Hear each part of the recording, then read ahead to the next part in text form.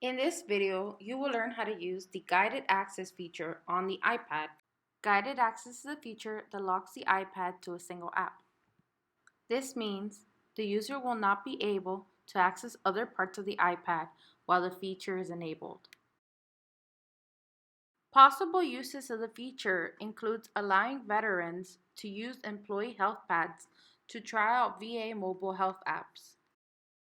This tutorial will teach you how to create settings and start a guided access session. Let's get started. Open up the Settings app, click on Accessibility, then click on Guided Access. Swipe left to right to turn on Guided Access.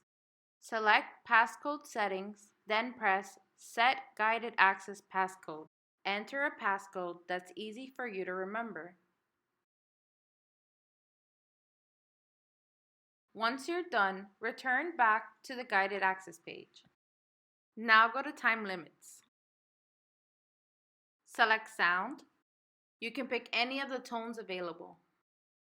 Go back to Time Limits and swipe Speak left to right. Then go back to the Guided Access page.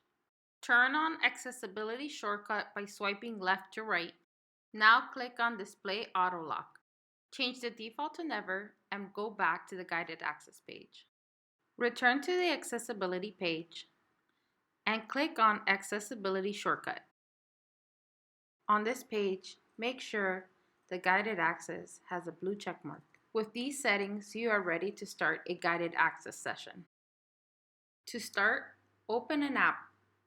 Press the home button 3 times and a pop-up will show that guided access has started. The user is now unable to leave the app until you've ended the guided access.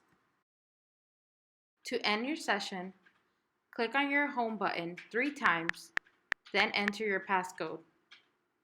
From there, press End on the left-hand corner and guided access will have ended. Once the guided access session is over, your iPad returns to normal. This concludes the end of the tutorial. Thank you and good luck.